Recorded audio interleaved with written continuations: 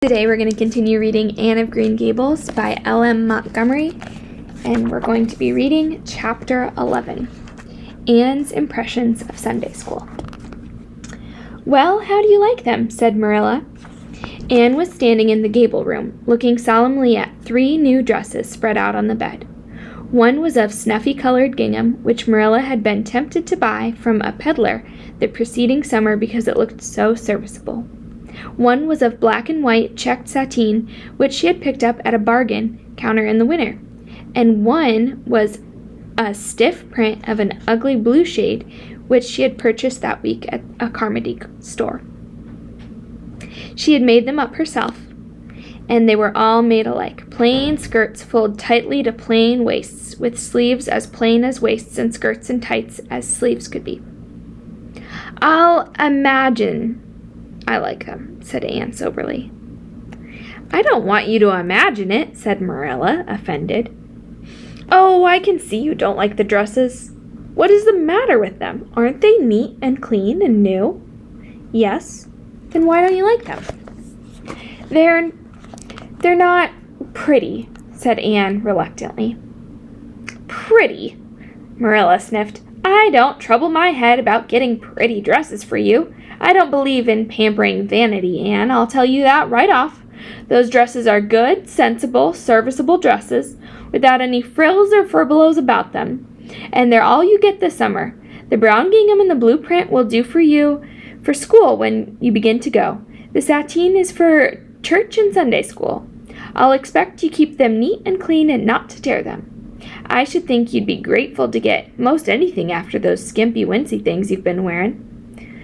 "Oh, I am grateful," protested Anne. "But I'd be ever so much gratefuller if you made just one of them with puffed sleeves. Puffed sleeves are so fashionable now. It would give me such a thrill, Marilla, just to wear a dress with puffed sleeves." "Well, you'll have to do without your thrill. I hadn't any material to waste on puffed sleeves. I think they are ridiculous-looking things anyhow. I prefer the plain, sensible ones.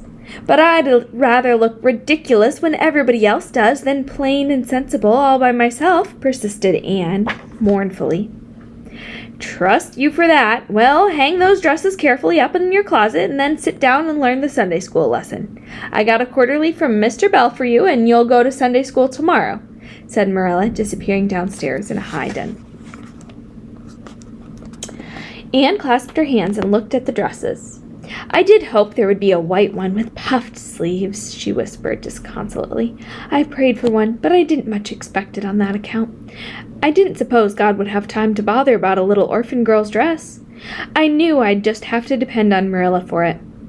Well, fortunately, I can't imagine that any of them is of snow-white muslin with lovely lace frills and these puffed sleeves."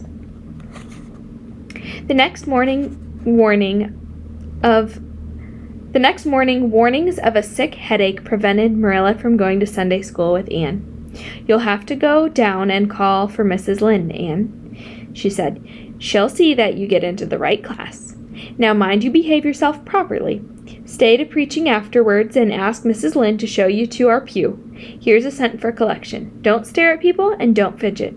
I shall expect you to tell me the text when you come home." Anne started off irreproachably, arrayed in the stiff black and white sateen, which, while decent at regard's length and certainly not open to the charge of skimpiness, contrived to emphasize every corner and angle of her thin figure. Her hat was a little flat, glossy new sailor, the extreme plainness of which had likewise much disappointed Anne, who had permitted herself secret visions of ribbons and flowers. The latter, however, was supplied before Anne reached the main road, being confronted halfway down the lane with a golden frenzy of wind-stirred buttercups and a glory of wild roses. Anne promptly and liberally garlanded her hat with a heavy wreath of them. Whatever other people might have thought of the result, it satisfied Anne, and she tripped gaily down the road, holding her ruddy head with its decoration of pink and yellow very proudly. She reached Mrs. Lynde's house. She found that the lady had gone. Nothing daunted, Anne proceeded onward to the church alone. In the porch she found a crowd of little girls, more or less gaily attired in whites and blues and pinks, all staring with curious eyes at this stranger in their midst, with her extraordinary head adornment. Avonlea little girls had already heard strange stories about Anne. Mrs. Lynde said she had an awful temper. Jerry, the hired boy at Green Gables, said she talked all the time to herself and to the trees and flowers like a crazy girl. They looked at her and whispered to each other behind their quarterlies. Nobody had made any friendly advances then or later when the opening exercises were over, and Anne found herself in Mrs. Rogerson's class. Miss Rogerson was a middle-aged lady who had taught a Sunday school class for 20 years. Her method of teaching was to ask the printed questions from the quarterly and look sternly over its edges at the particular little girl she thought ought to answer the questions. She looked very often at Anne, and Anne, thanks to Marilla's drilling, answered promptly, but it may be questioned if she understood very much about either question or answer. She did not think she liked Mr. Rogerson. She felt very miserable. Every other little girl in the class had puffed sleeves. Anne felt that life was really not worth living without puffed sleeves. "Well, how did you like Sunday school?" Marilla wanted to know when Anne came home. Her wreath having faded, Anne discarded it in the lane, so Marilla was spared the knowledge of that for a time. "I didn't like it a bit. It was horrid." "Anne Shirley," said Marilla rebukingly. Anne sat down on the rocker with a long sigh, kissed one of Bonnie's leaves, and waved her hand to a blossoming fuchsia. "They might have been lonesome while I was away," she explained. "And now about the Sunday school. I behaved well, just as you told me. Mrs. Lynde was gone, but I went right on myself. I went into the church with a lot of other little girls. I sat in the corner of a pew by the window while the opening exercises went on. Mr. Bell made an awfully long prayer. I would have been dreadfully tired before he got through it if I hadn't been sitting by the window. But it looked right out on the lake of shining waters. So I gazed at that and imagined all sorts of splendid things." "You shouldn't have done anything of the sort. You should have listened to Mr. Bell." "But he wasn't talking to me," protested Anne. "He was talking to God, and he didn't seem to be very much interested in it either. I think he thought God was too far off to make it worthwhile. I said a little prayer myself, though. There was a long row of white birches hanging over the lake, and the sunshine fell down through them, way, way down, deep in the water. Oh, Marilla, it was like a beautiful dream. It gave me a thrill, and I just said, 'Thank you for it, God,' 2 or 3 times. Not out loud, I hope," said Marilla anxiously. "Oh, no, just under my breath. Well, Mr. Bell did get through at last, and they told me to go into the classroom with Mrs. Rogerson's class. There were 9 other girls in it. They all had puffed sleeves. I tried to imagine mine were puffed too, but I couldn't. Why couldn't I? It was as easy as it could to be to imagine they were puffed when I was alone in the east gable, but it was awfully hard there among the others, who had really, truly puffs.